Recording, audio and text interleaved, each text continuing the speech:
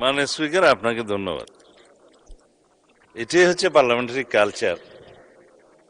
আমি বয়স যাই হোক, মাননীয় সংসদ সদস্য হিসাবে আমাকে অ্যাড্রেস করতে হবে যে সদস্য প্রশ্নটি উত্থাপন করেছেন।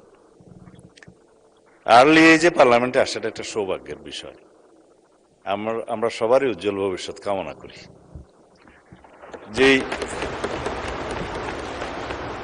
মানে আমরা যে সময় এমপি হয়েছি তার চাইতেও আরো 8-10 বছর পরে জন্ম নেওয়াটা সৌভাগ্যের বিষয়, কারণ তার আগে সামরিক শাসনের সময় ছিল।